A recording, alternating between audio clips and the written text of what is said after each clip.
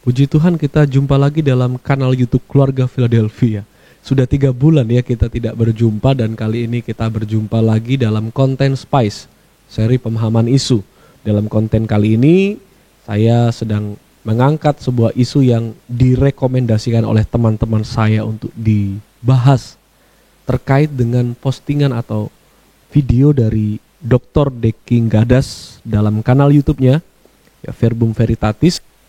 Ya, ini tentang doa 10 hari. Jadi dia ditanya oleh seseorang dan dia menjawab secara ringkas 6 menit untuk menjelaskan tentang doa 10 hari. Nah, sayangnya apologet yang saya juga hormati sebagai orang yang cukup pandai dalam menerapkan prinsip-prinsip logika dalam setiap penjelasannya, untuk kali ini mungkin hanya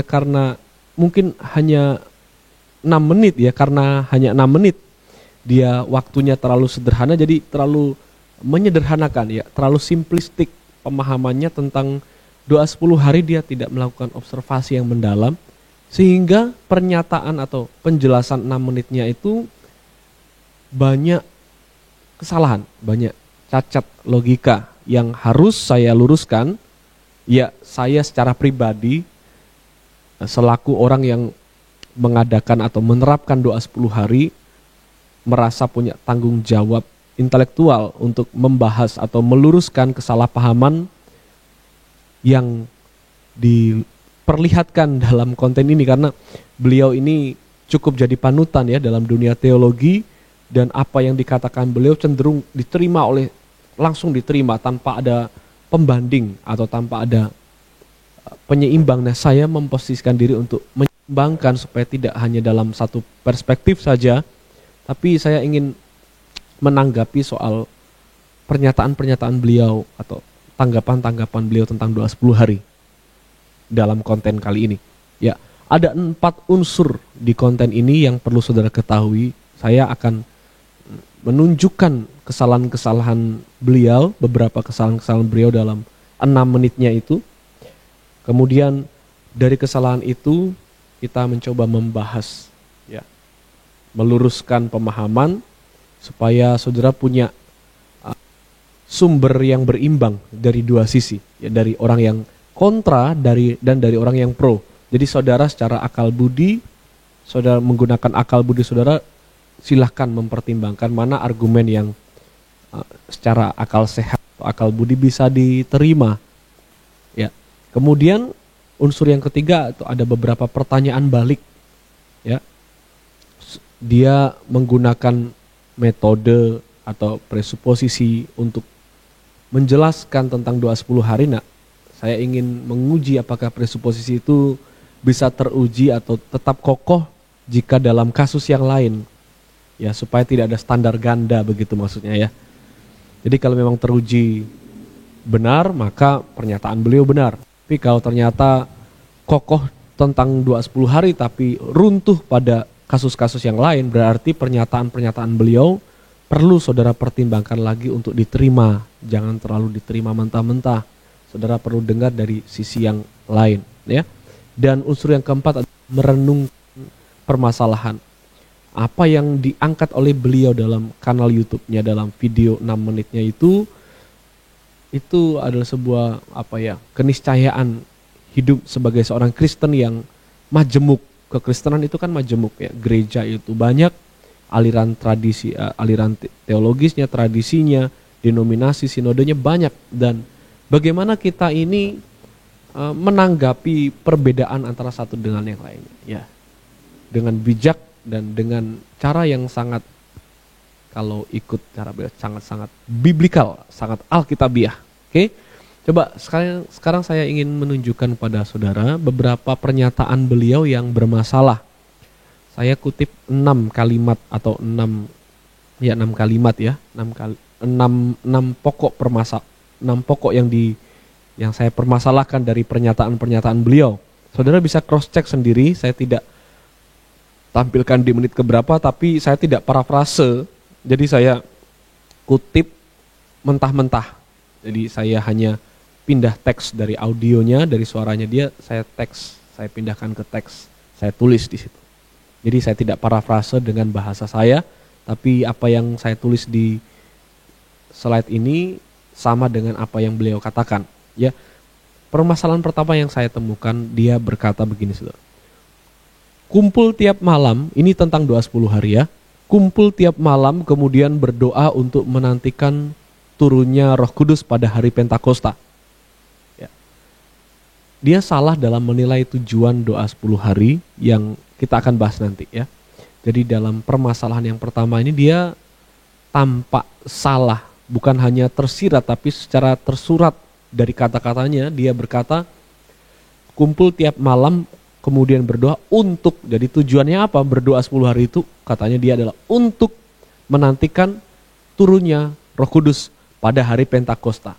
Jadi dalam pemahaman beliau, tiap malam ini kita menanti di hari untuk hari Pentakosta itu, hari ke-10 itu.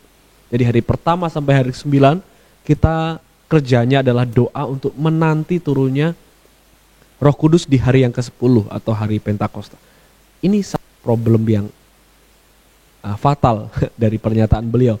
Problem yang kedua, ya dia berkata begini, saudara. Saya secara personal melihat secara langsung kemudian mereka mulai berdoa tiap malam selama 10 hari, kemudian berdoa dengan suara kencang, bahkan ada yang berteriak, ada yang menangis, bahkan ada yang terguling-guling, dan mereka menganggap percaya bahwa mereka sedang kepenuhan Roh Kudus. Itu adalah kekacauan, katanya beliau ya.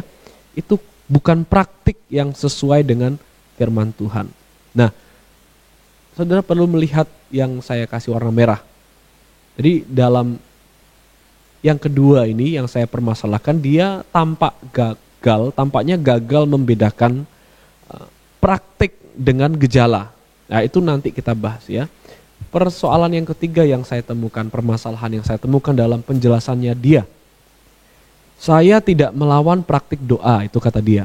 Yang saya sedang bahas di sini adalah kegiatan doa, program berdoa selama 10 hari dengan tujuan untuk menantikan Roh Kudus. Nah, dalam persoalan ini saya menyoroti kata menantikan ya.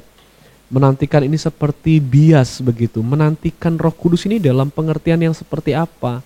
Nah, asumsi saya, dia beranggapan menantikan Roh Kudus itu menunggu pribadi Roh Kudus itu datang. Berarti apa? Kita berdoa dalam posisi Roh Kudus itu belum ada. Ya. Ini hanya karena bias istilah, nanti akan dibahas. Persoalan yang keempat yang bisa kita temukan dari penjelasan beliau ya. Beliau berkata begini, itu bukan hanya kekacauan pada level praktik, tapi kekacauan pada level teologis. Saudara berdoa untuk menantikan Roh Kudus. Ini sudah lebih dari 2000 tahun kekristenan ada. Dan saudara masih menantikan turunnya Roh Kudus. Dan berdoa selama 10 hari untuk menantikan itu terjadi. Nah, itu logik apa? Nah, dia mempertanyakan ini ya. Dan berhak orang mempertanyakan dari asumsinya dia. Dia mendapat data, kemudian dia mempertanyakan data itu. Maka saya yang merasa punya datanya atau pelaku dari data yang dia ucapkan atau dia bahas ini, saya perlu menjawab pernyataan beliau. Itu logik apa? Ya. Jika Roh Kudus belum turun, maka Kristenan tidak ada. Kekristenan dimulai pada hari Pentakosta. Ini penjelasan beliau di kalimat yang kebiru ini, saudara baca. Itu akibat dari kesalahan beliau yang nomor 4 dan 5, non-observasi. Ya, non-observasi. Jadi tampak dari poin keempat saya ini, dia tampaknya tidak melakukan observasi yang dalam terhadap apa yang dia sampaikan. Jatuhnya nanti fitnah, saudara. Jatuhnya nanti fitnah. Nah, makanya untuk memahami apa yang dilakukan oleh orang lain yang bukan tradisi kita, seharusnya kita melihat dulu baik-baik secara matang baru menilai. Jangan hanya pengamatan subjektif kemudian ditambah dengan preferensi teologis tertentu ya, condong karena dia condong ke reform atau Calvinis, maka itu mempengaruhi cara pandang dia dalam menilai apa yang dilakukan oleh orang-orang dari tradisi gereja lain. Itu kurang pas menurut saya. Kemudian persoalan kelima yang saya sorot dari pernyataan beliau. Nah, ini dia bilang begini, Roh Kudus yang mana lagi yang saudara bikin program 10 hari. Berdoa ngumpul tiap malam untuk menantikan kehadirannya. Dan satu hal lagi, kata beliau. Katanya berdoa menantikan Roh Kudus. Yang berarti itu dia sedang menyimpulkan dari mana? Dari premis yang dia asumsikan sendiri ya, saudara. Yang berarti ini belum tentu orang yang melakukan doa 10 hari ini punya premis yang sama yang dia sampaikan. Makanya kesalahan ke-6 ini saya tulis strawman fallacy ya. Kita bahas nanti baru turun 10 hari kemudian. Tapi pada saat bikin kegiatan itu dan pada saat melaksanakan kegiatan doa itu kemudian mengklaim diri penuh Roh Kudus. Jadi Roh Kudus sedang dinantikan akan turun 10 hari kemudian. Dia sedang ngomong dari apa yang tidak kita yakini begitu. Makanya dia sedang membangun boneka-bonekaan sawah untuk dia serang, dia tinju sendiri. Itu namanya strawman ya.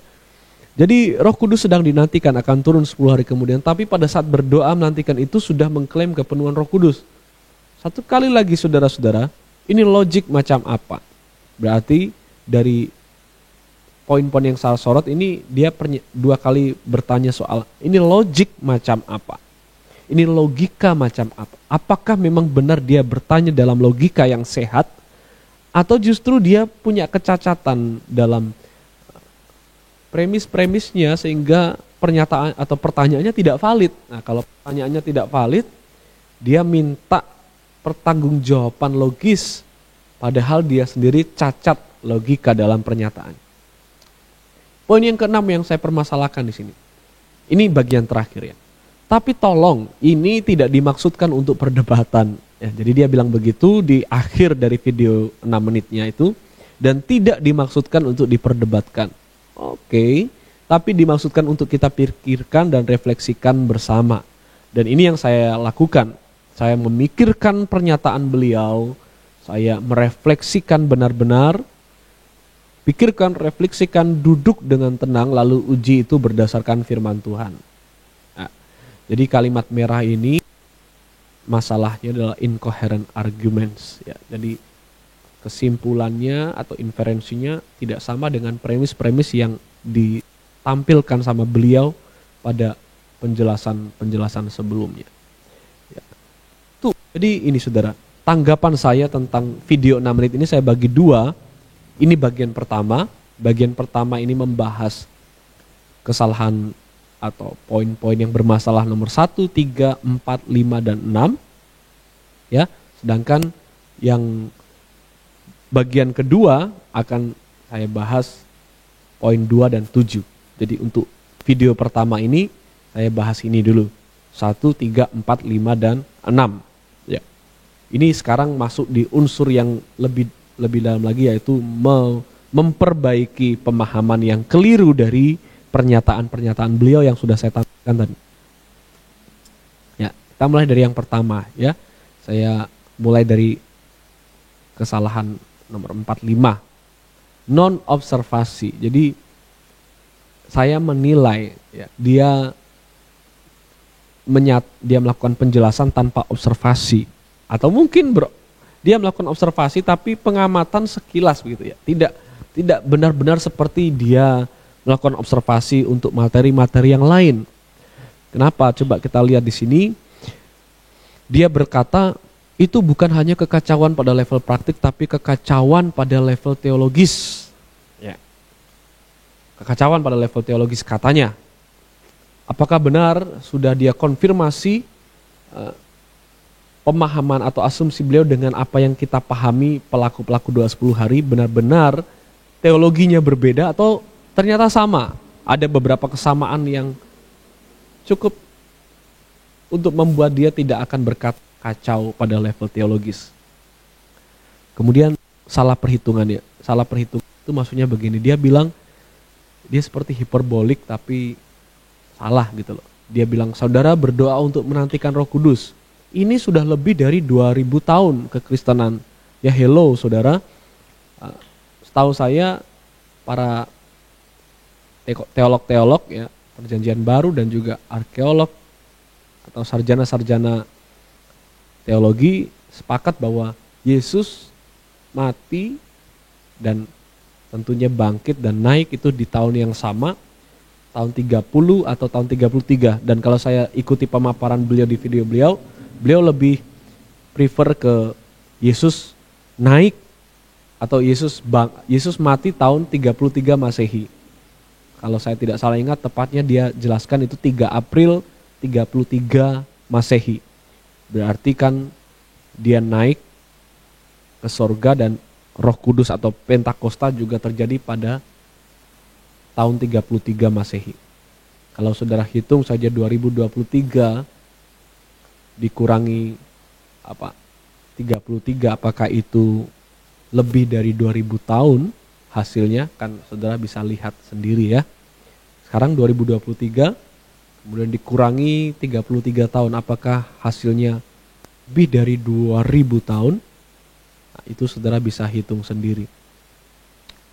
Nah, kita masuk untuk menjawab ini ya. Saya perlu mengklarifikasi soal pernyataannya tentang kekacauan pada level teologis dari pelaku-pelaku doa 10 hari. Begini saudara, dia berasumsi bahwa kita menanti Roh Kudus. Ya. Nah, kita perlu lihat dulu. Jadi doa 10 hari, pemahaman ini pemaparan ini saya bagi dalam 3 bagian. Yang pertama esensi, kemudian yang kedua bagian kedua adalah motif. Jadi esensi dari ibadah doa 10 hari ini apa? Ya. Kemudian motif baru motif, dan yang ketiga adalah fenomena. Untuk bagian yang pertama ini saya akan membahas esensi dan motif ya. Kita masuk di esensi. Nah, apa yang dia pertanyakan pada persoalan yang saya sorot ini, ya, dia sedang menyangsikan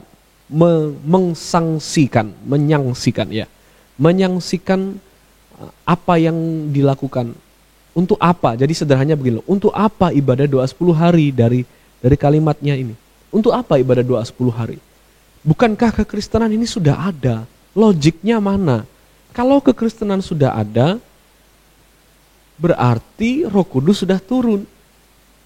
Nah, kalau Roh Kudus sudah turun, untuk apa sekarang kita berdoa seperti para rasul berdoa seolah-olah Roh Kudus belum turun? Padahal kekristenan sudah ada lebih dari 2000 tahun. Nah, lebih dari 2000 tahun ini agak lucu ya. Lebih dari 2000 tahun. Untuk apa? Jadi dia menyangsikan. Begini ya. Ibadah doa 10 hari atau banyak ibadah lain itu kita melakukan ibadah membentuk suatu kalender liturgis. Itu tidak sama dengan teman-teman kita dari agama lain. Ya. Jadi dia sedang menyangsikan melakukan apa yang tidak dicatat atau tidak diperintahkan, atau untuk apa kita melakukan apa yang sudah terjadi gitu ya. Itu yang dia sangsikan dari bahasa yang saya tangkap. Untuk apa? Untuk apa? Karena kekristenan sudah ada begitu. Ya begini saudara, penetapan ibadah dalam sejarah kekristenan itu bentuk ekspresi iman. Jadi bukan karena diperintah ya, dan juga bukan karena dicatat maka dilakukan. Ada beberapa hal ibadah atau hari raya yang tidak tercatat, apalagi diperintahkan, tidak.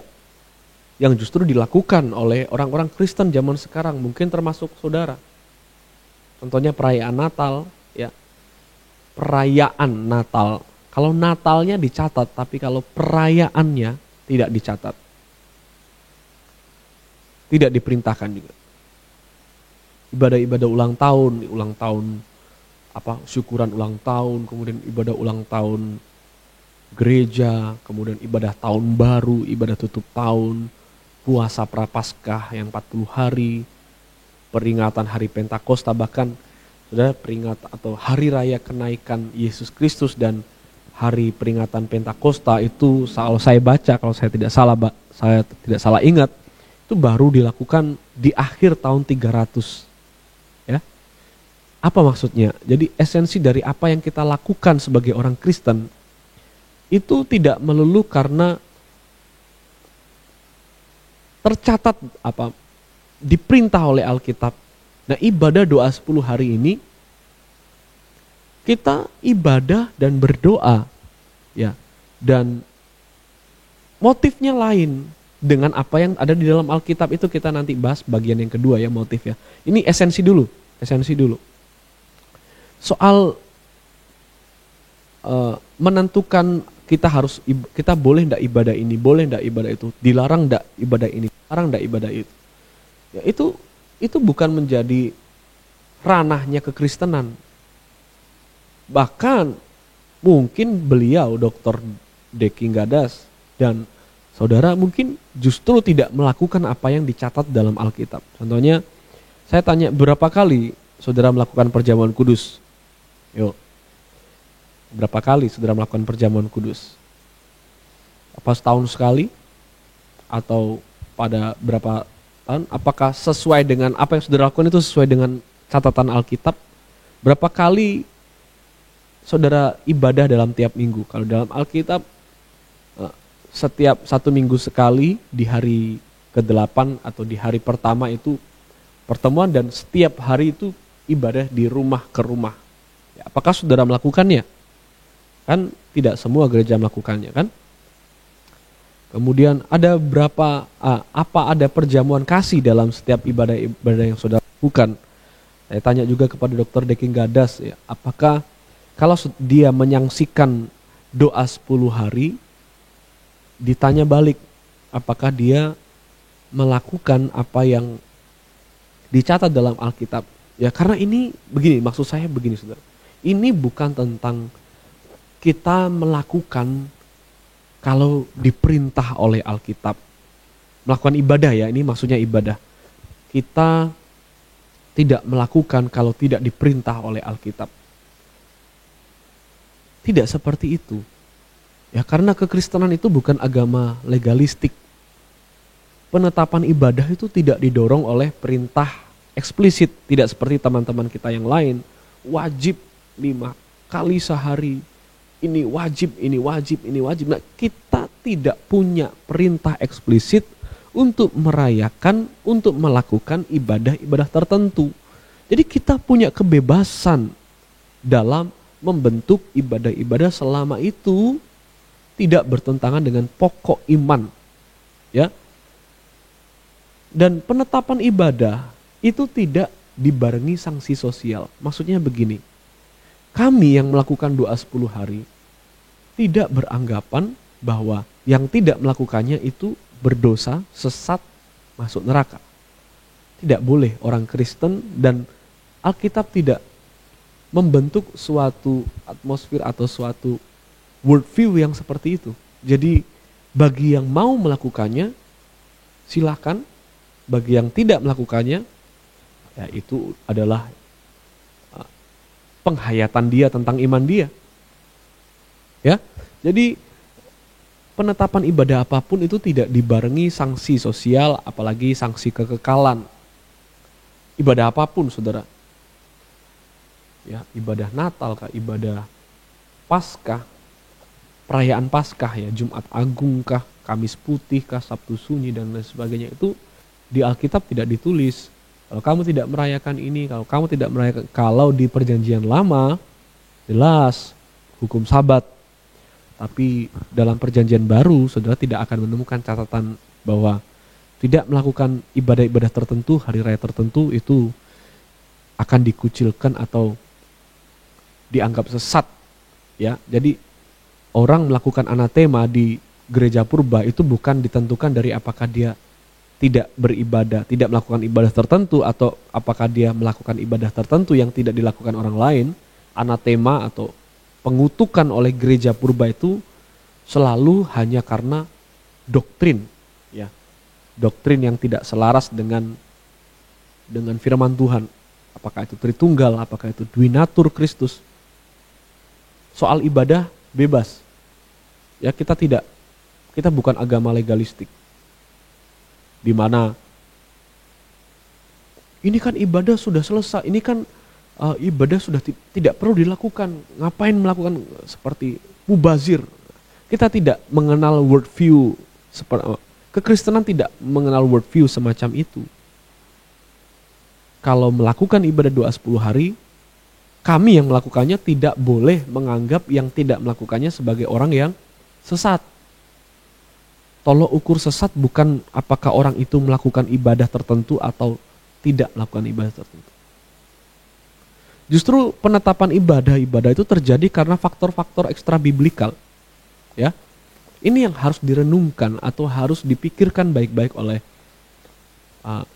Dr. Deking Gadas dan orang-orang yang tidak sepakat dengan doa 10 hari. Dan ibadah-ibadah lain mungkin. Ini bisa kita jadikan bahan untuk berpikir. Ya. Ada tendensi ingin kebangkitan rohani atau ekspresikan iman. Ya, ini yang mendorong orang-orang untuk melakukan ibadah-ibadah tertentu. Termasuk doa 10 hari. Jadi begini saudara, kalau saudara mau menanggapi seseorang yang melakukan praktek ibadah dari tradisi lain yang tidak saudara lakukan, itu wawasannya itu tidak boleh hanya based on biblical approach. Jadi bukan hanya berdasar pendekatan biblikal. Karena apa? Soal ibadah-ibadah. Ya, penetapan ibadah, pembentukan ibadah, kalender liturgis, itu semua justru kita lakukan sampai sekarang awalnya itu faktor-faktor ekstra biblikal. Apakah itu ada tendensi ingin kebangkitan rohani atau menghayati iman, mengekspresikan iman, apapun. Natal, Paskah, Pentakosta, doa 10 hari kah, puasa, doa apa saja. Itu adalah atau dibentuk, ditentukan oleh gereja itu lebih banyak karena faktor ekstra biblikal. Ya, faktor ekstra biblikal. Dari lingkup historisnya umat Tuhan di masa ibadah-ibadah itu terbentuk. Nanti kita akan lihat. Kemudian ibadah-ibadah tertentu itu diadakan karena ada kekeringan rohani, kesuaman rohani, ya. Atau justru kemunculan gerakan-gerakan spontan. Ya, seperti itu saudara. Mengharuskan jemaat untuk doa pagi di gereja. Ada gerakan doa pagi ke gereja, itu kan tidak ada di dalam perjanjian baru. Oh, sebagai umat Tuhan saudara, kita harus berkumpul setiap pagi dalam sebuah persekutuan kita. Itu tidak. Tapi ada misalnya daerah tertentu yang karena kesuaman rohani sehingga mereka pendetanya memutuskan, ayo setiap pagi kita berdoa. Dan dia tetapkan itu. Maka untuk selanjutnya itu akan menjadi kebiasaan, akan menjadi aturan gereja, akan menjadi kalender liturgisnya, akan menjadi jadwal ibadahnya. Begitu yang terjadi dalam doa 10 hari. Ya, jadi tidak melulu pelaku doa 10 hari ini karena dengan motif yang sama seperti kisah para rasul. Sekalipun dalam masa yang sama, ya. Coba kita lihat yang permasalahan selanjutnya. Kumpul tiap malam kemudian berdoa untuk menantikan turunnya Roh Kudus pada hari Pentakosta. Saya tidak melawan praktik doa, yang saya sedang bahas di sini adalah kegiatan doa, program berdoa selama 10 hari dengan tujuan untuk menantikan Roh Kudus. Sekarang kita masuk ke motif. Tadi esensi. Jadi esensi doa 10 hari kita menentukan mana ibadah dalam perjalanan hidup kita sebagai orang Kristen itu tidak ditentukan dari apakah Alkitab memerintahkannya atau mencatatnya. Ya, itu lebih kepada faktor luar ekstra biblikal. Penghayatan kita tentang iman Kristen, tentang Kristus, tentang kehidupan Kristus, maka kita membentuk ibadah-ibadah tertentu. Beda dengan agama lain, teman-teman kita lain yang ibadahnya ditetapkan berdasarkan mungkin perintah-perintah eksplisit dalam kitab sucinya. Kekristenan tidak demikian. Apakah ibadah hari Minggu? Apakah ibadah kaum wanita, ibadah kaum pria, ibadah pemuda, remaja tidak ada di dalam Alkitab. Ibadah anak tidak ada dalam Alkitab. Ibadah doa 10 hari, ibadah puasa dan lain sebagainya tidak ada dalam Alkitab. Jadi jangan sangsikan ibadah-ibadah yang tidak saudara lakukan, ya, kecuali dengan alasan yang benar. Nah, dia menyangsikan karena alasan yang dianggap benar, maka kita melihat Apakah alasannya benar? Dia menganggap pelaku-pelaku doa 10 hari ini punya motif yang salah, kacau secara teologis. Maka saya ingin menunjukkan, mengkonfirmasi dulu, mengklarifikasi dulu kepada beliau dan orang-orang yang tidak sepakat atau sudah salah berasumsi ya, sudah salah berasumsi soal motivasi dari orang-orang yang doa 10 hari. Saudara perlu tahu pneumatologinya gereja-gereja yang melaksanakan doa 10 hari. Kemudian yang kedua, bias peristilahan. Nah, ini nanti kita bahas, penting ini Saudara. Kita bahas yang pertama dulu, pneumatologi atau doktrin Roh Kudus yang dimiliki oleh gereja-gereja yang melaksanakan doa 10 hari. Nah, karena saya dari GPDI, Gereja Pantekosta di Indonesia, maka saya mengacu pada pengakuan iman atau doktrin pneumatologi yang kami miliki. Dan for your information, tidak semua GPDI, sekalipun itu Gereja Pantekosta, tidak semua GPDI melaksanakan doa 10 hari. Tidak semua. Jadi pada faktanya tidak semua gereja Pantekosta itu melakukan doa 10 hari. Bahkan mungkin saudara akan tercengang nanti. Siapa yang justru pertama kali melakukan doa 10 hari? Ya, tidak semua, bahkan ada yang anti, ada yang, jadi begini sudah, doa 10 hari ini bukan soal wajib, tidak wajib, kalau melakukannya salah, kalau tidak melakukannya benar. Nah ini salah, saya sudah jelaskan di bagian esensi. Nah sekarang motif dari orang yang melakukan doa 10 hari. Saudara perlu tahu doktrin Roh Kudus yang kami imani. Ya, mengutip dari tulisan W.W. Patterson dalam pokok-pokok pelajaran tentang Kudus. Di halaman pertama ditulis itu. Poin keempat kalau tidak salah ini. Karena setiap orang Kristen dilahirkan kembali oleh Roh Kudus, dipimpin oleh Roh dan memperoleh buah Roh. Ya. Jadi untuk jadi Kristen itu Roh Kudus yang bekerja, jadi Roh Kudus telah bekerja dalam diri orang yang menjadi Kristen karena dilahirkan kembali. Ya. Untuk lebih jelasnya lagi, Roh Kudus yang menyebabkan orang percaya mengakui Yesus sebagai Tuhan. Kalau asumsi atau penjelasan Dr. Deking Gadas soal motif dari orang yang melakukan doa 10 hari itu benar, berarti dia beranggapan begini. Orang melakukan doa 10 hari menanti Roh Kudus, kan berarti Roh Kudus belum berkarya nih. Berarti dia orang-orang yang belum percaya. Maksudnya orang-orang yang belum bisa mengakui Yesus sebagai Tuhan. Karena apa? Belum ada Roh Kudus. Jadi harus dinanti sehingga nanti hari ke-10 Roh Kudus datang, tercurah, baru kita percaya. Apakah seperti itu? Apakah itu yang kita imani? Sebagai orang-orang yang melakukan doa 10 hari? Tidak seperti itu ya. Dalam situs gpdiworld.us ya, pneumatologi halaman 26 dan 27 di situ saudara bisa baca sendiri. Dimeteraikan oleh Roh Kudus ini, tatkala kita menjadi percaya, adalah satu pengalaman kelahiran baru pada saat kita menjadi percaya. Coba baca ini. Kelahiran baru pada saat percaya adalah satu perubahan posisi dari manusia daging yang berdosa dilahirkan oleh Roh. Jadi Roh Kudus sudah berkarya dalam diri seseorang, dimeteraikan artinya Roh Kudus sudah ada, skemati ya, menetap berdiam dalam diri orang itu, menjadi manusia rohani, masuk dalam keluarga Allah, menjadi anggota tubuh Kristus. Sedangkan kepenuhan Roh Kudus adalah ketika orang percaya yang sudah ada Roh Kudus, diberdayakan oleh Roh Kudus untuk hidup dalam Kristus dengan segala karunia-Nya. Ini nyanyi N besar harusnya ya. Kalau saudara lihat di sini, apakah tersurat bahwa pelaku-pelaku doa 10 hari yang dalam bahasanya itu menanti Roh Kudus, itu dalam pengertian Roh Kudus belum datang, makanya kita nanti supaya Roh Kudus datang, tercurah kepada kita. Apakah seperti itu? Doktrin kami tentang Roh tidak menyatakan demikian. Doktrin kami tentang Roh Kudus menyatakan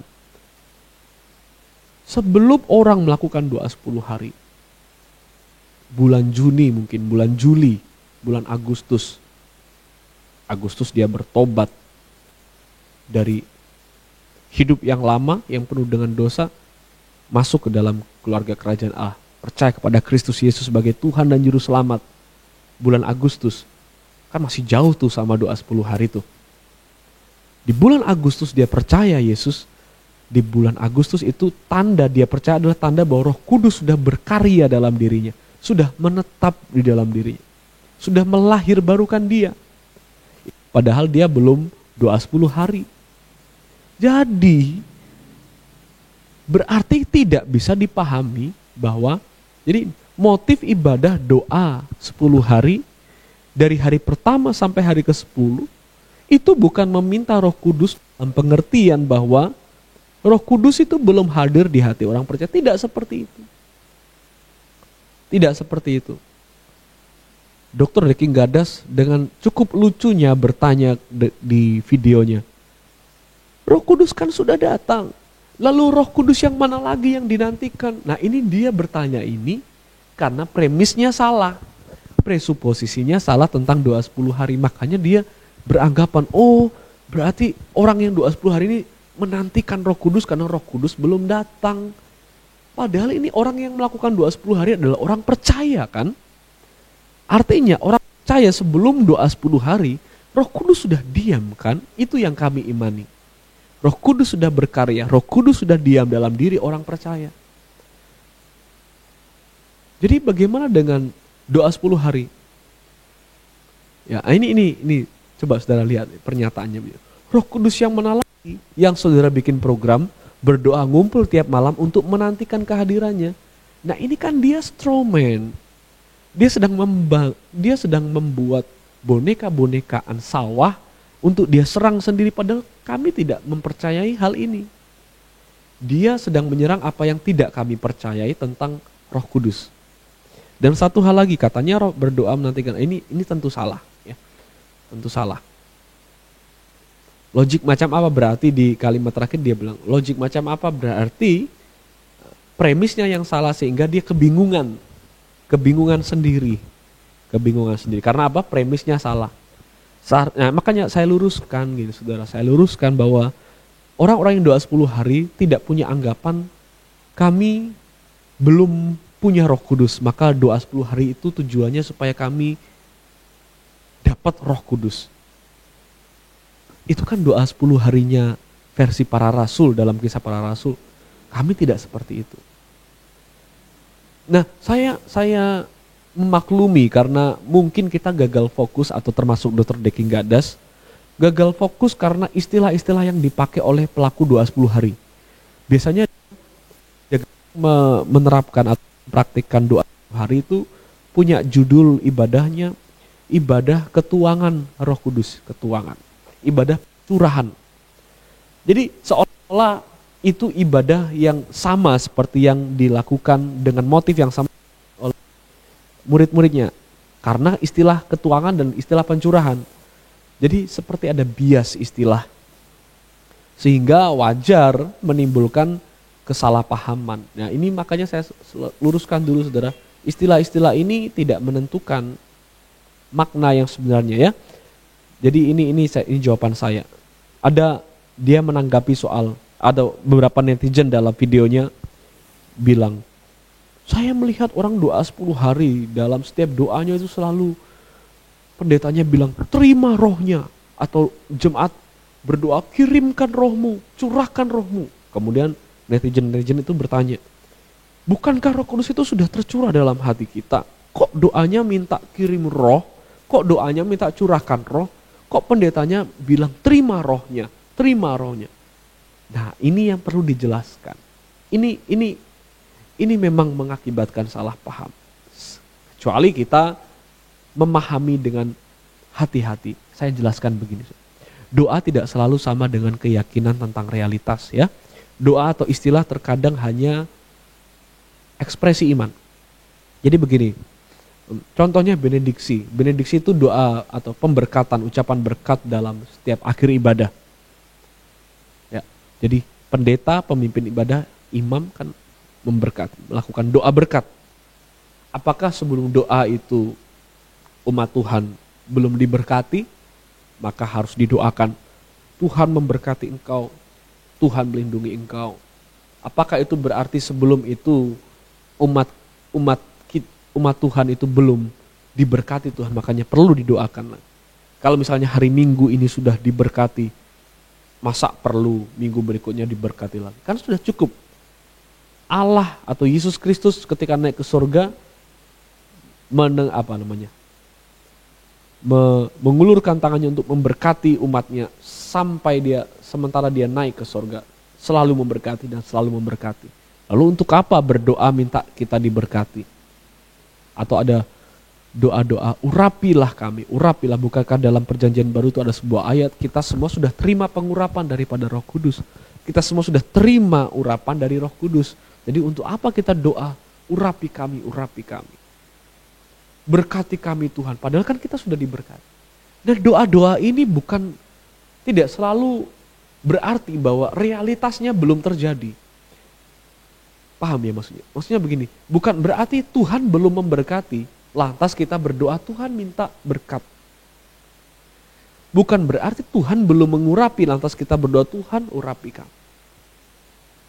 Kadangkala doa-doa dalam setiap liturgi ibadah itu soal ekspresi iman, penguatan, pengokohan iman yang sudah kita percaya tentang firman-Nya.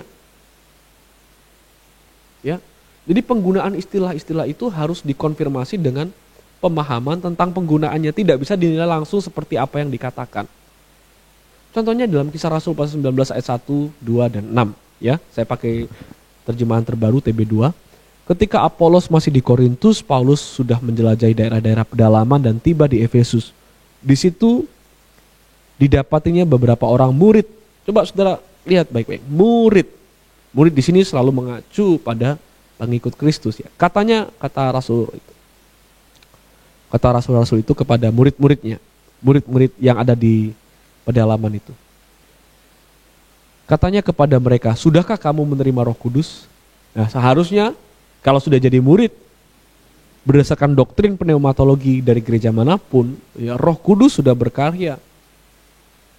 Kenapa dia masih bertanya, sudahkah menerima Roh Kudus ketika kamu percaya? Nah, orang tidak bisa percaya pada Yesus kalau tidak karena Roh Kudus. Logikanya kan seperti itu, saudara. Kita bisa percaya Yesus Tuhan, kita bisa manggil ya Aba, ya Bapa, itu karena Roh Kudus, kerja Roh Kudus. Tanpa Roh Kudus seseorang tidak bisa seperti itu, mengucapkan, percaya Yesus, menjadikan Yesus sebagai Tuhan di dalam. Tidak bisa. Nah, ini pertanyaannya kok aneh. Sudahkah kamu menerima Roh Kudus ketika kamu percaya? Seolah-olah ini pertanyaan retoris. Coba lanjut ya. Tetapi mereka menjawab dia, belum. Bahkan kami belum pernah mendengar bahwa ada Roh Kudus. Ketika Paulus menumpangkan tangan di atas mereka, turunlah Roh Kudus. Nah, kata turunlah Roh Kudus ini banyak diskusi teologis ya tentang ayat ini.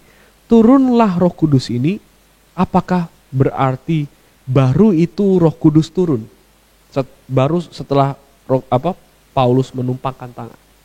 Seandainya misalnya, turunlah Roh Kudus itu ke atas mereka, murid-muridnya di Efesus itu, setelah ditumpangkan tangan, berarti mereka percaya karena siapa?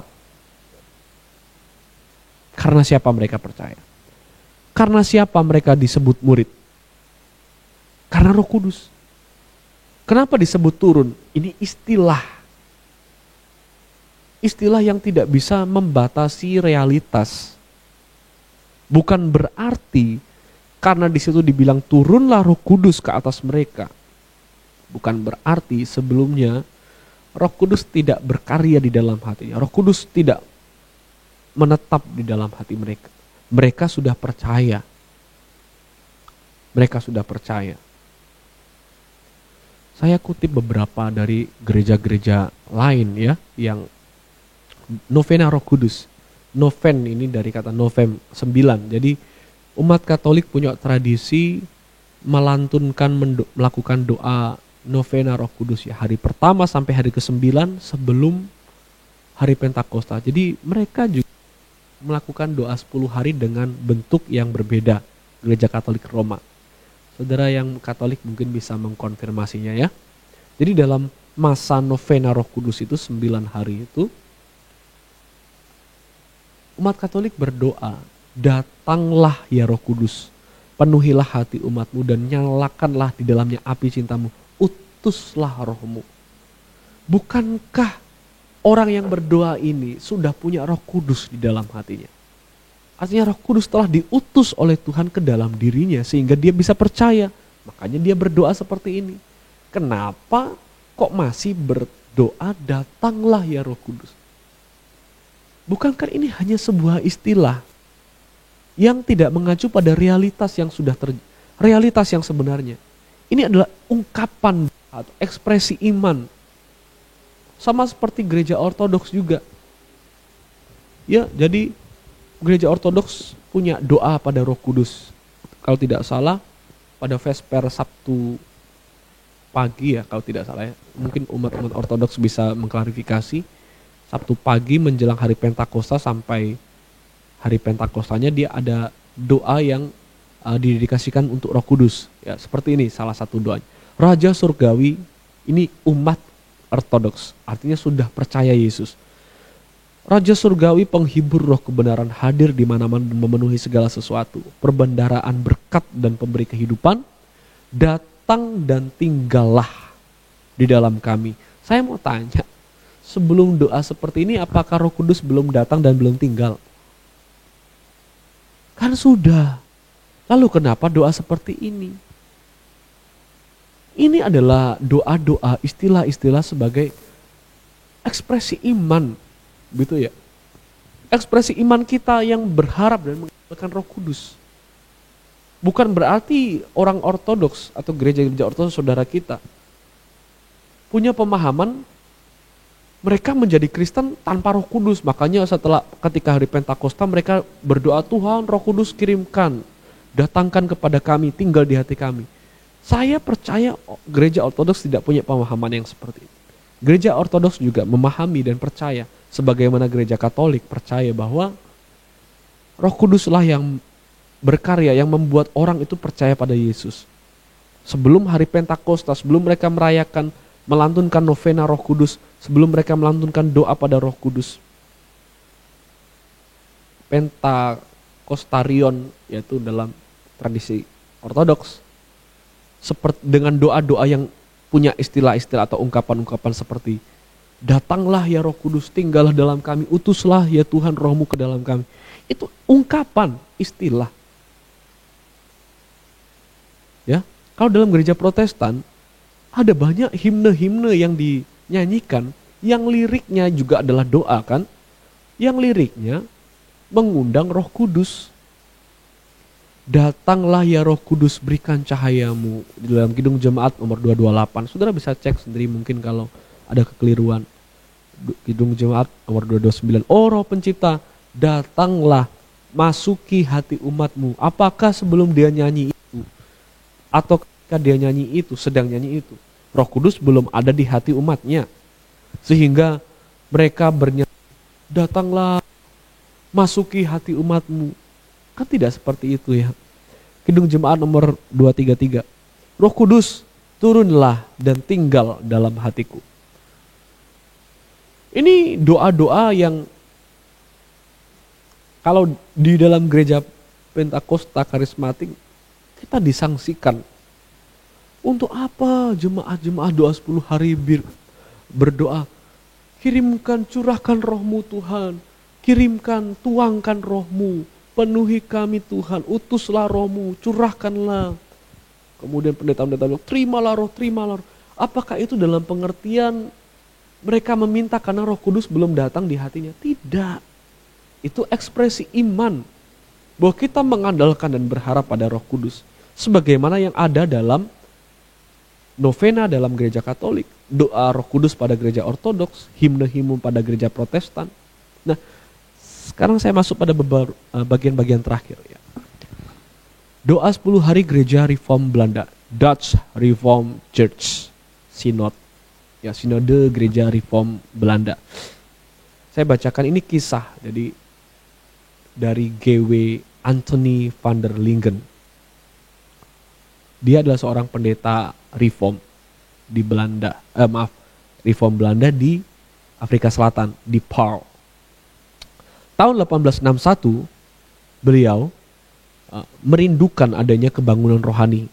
Jadi dia memutuskan untuk, jadi ada Evangelical Alliance itu ya, aliansi Injili, mengadakan doa seminggu dalam serentak ya, pada Januari awal setiap tahun. Nah, ketika masa doa itu diadakan, nah, pendeta ini dari pendeta Van der Lingen ini memutuskan untuk berpartisipasi, mengajak jemaat yang dia pimpin untuk berpartisipasi dalam doa serentak pada bulan Januari setiap tahun ya, pada tahun 1861 maksudnya. Kemudian selama kan doanya kan seminggu. Nah, selama doa itu ada khotbah, saudara. Dan salah satu khotbah dalam masa doa 1 minggu itu, seminggu penuh itu, doa serentak itu, dia berkata, "Are you the congregation of Paarl being awakened?" Jadi awaken ya, dia seperti ini ya, saudara ya. Ada salah satu khotbahnya dia bilang begini, "Apakah kalian jemaat Paarl dibangunkan oleh seruan kebangkitan ini? Bangunlah kamu yang tidur. Bangkitlah dari kematian dan Kristus akan menyinari Anda dengan terangnya. Dan bagaimana jika Anda tidak bangun sekarang? Apakah Anda kemudian akan diperbaharui sebelum kebangkitan yang mengerikan terjadi di akhirat?" Ya, ini doa yang menggebu-gebu, atau maaf, khotbah yang menggebu-gebu, yang merindukan kebangunan rohani. Ini belum doa 10 hari. Ini belum doa 10 hari. Nah, pada 6 Februari 1861, Van der Lingen, pendeta Van der Lingen ini memutuskan untuk membagi tiap distrik, artinya doa serentak yang awal Januari itu sudah selesai.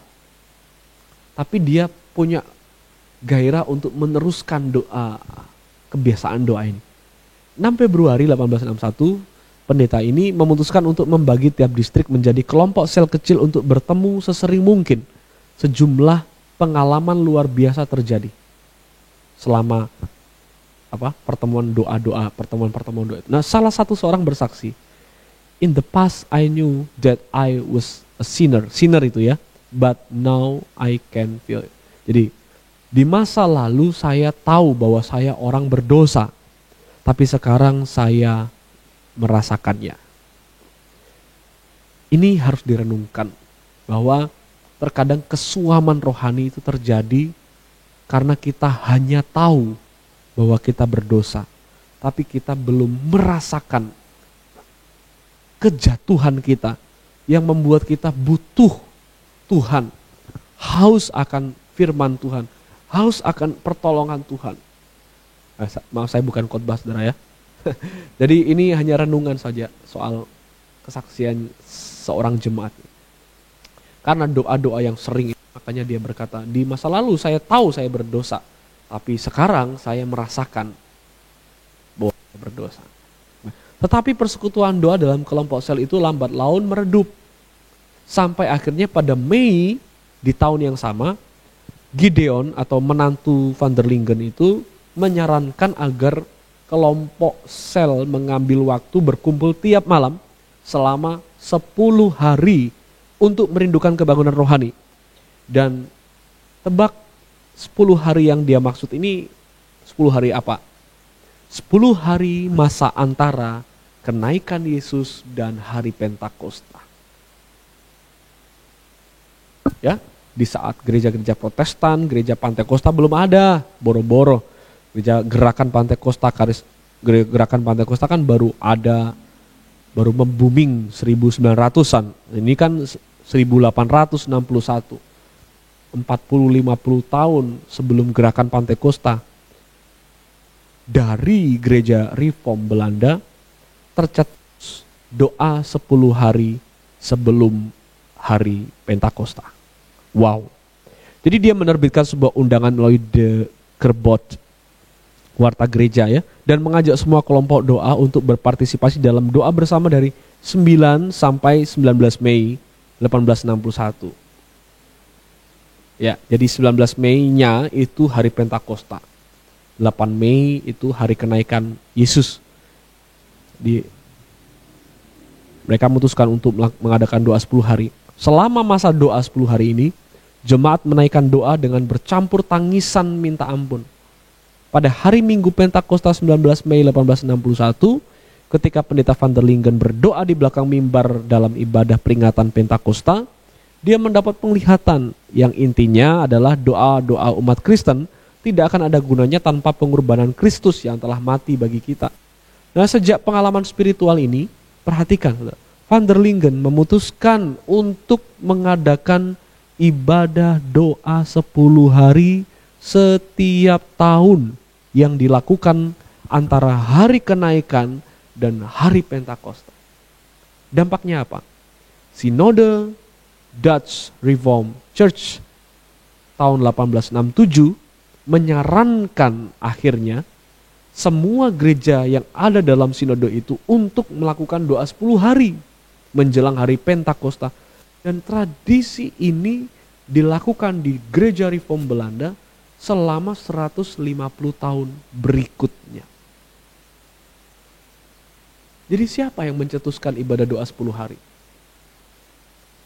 Dan ketika mereka ibadah doa 10 hari, apakah mereka punya pikiran mereka berdoa karena belum ada Roh Kudus, makanya mereka menanti minta Roh Kudus datang? Apakah seperti yang dipikirkan oleh Dr. Deking Gadas dan orang-orang yang kontra dengan ibadah doa 10 hari?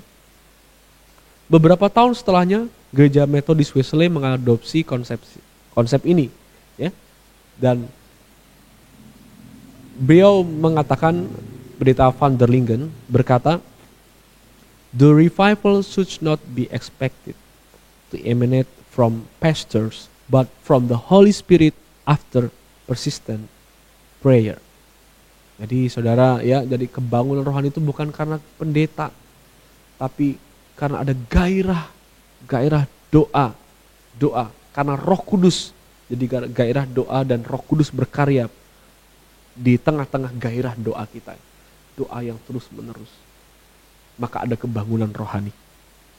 Itulah embrio dari doa, ibadah doa 10 hari yang sesungguhnya. Yang sampai sekarang dilakukan oleh beberapa gereja. Ya, jadi bukan hanya Pentakosta karismatik, ya, bukan hanya GPDI, bahkan justru beberapa GPDI tidak melakukan ibadah doa 10 hari. Tidak semua. Bahkan saya melihat GKI, beberapa GKI melakukan ibadah doa 10 hari. Ya. Maka saudara, saya di akhir-akhir pemaparan ini saya mengundang semua saudara yang ada untuk di tahun depan, ya, mari kita sama-sama melakukan ibadah doa 10 hari. Ya, saya kutip pendeta dari Reform, ya, Knox Presbyterian Church, Philip Reinders. Dia bilang 10 hari antara hari kenaikan dan Pentakosta, ya, are traditionally days of concerted prayer for the church. Jesus called the disciples to wait and pray for God's power through the Holy Spirit.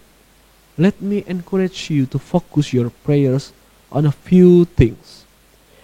For the empowerment and outpouring of God's Holy Spirit on church, that we as His disciples will be given new confidence and encouragement by the Holy Spirit, and that we may be made effective witnesses to Jesus Christ.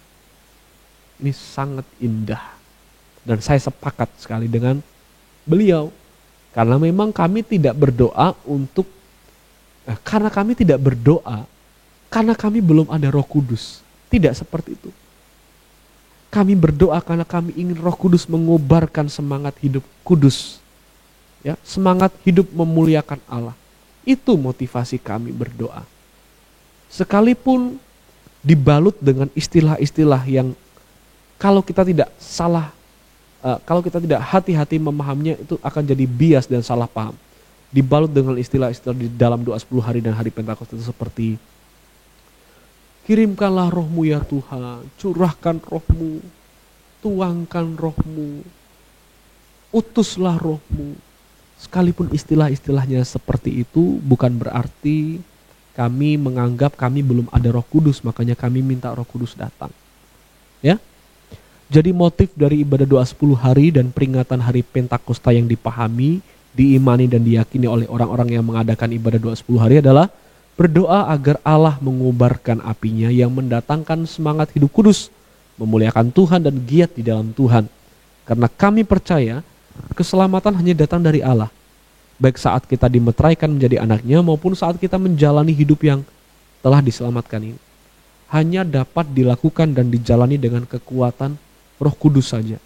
Dari Allah, oleh Allah, dan untuk Allah. Solus Spiritus Sanctus. Saya berharap melalui penjelasan yang cukup panjang ini, saudara mulai memahami bahwa ada banyak kesalahan yang cukup dalam statementnya Dr. Deking Gades, dan mungkin orang-orang yang kontra dengan ibadah doa 10 hari. Dan dengan bagian terakhir itu saya berharap di tahun berikutnya mari kita mengadakan ibadah doa 10 hari, bukan karena kita belum punya Roh Kudus, tapi kita rindu ada kebangunan rohani, pertobatan besar-besaran terjadi di negeri ini, ya. Dan di momen-momen itulah kita pakai selama 10 hari untuk berdoa supaya roh yang sudah ada dalam kita dikobarkan Allah, supaya kita menjadi efektif lagi dalam memberitakan Injil, memuliakan Allah, dan menghasilkan banyak jiwa-jiwa bagi kemuliaan Kristus. Kiranya kasih Kristus menyertai kita senantiasa. Amin.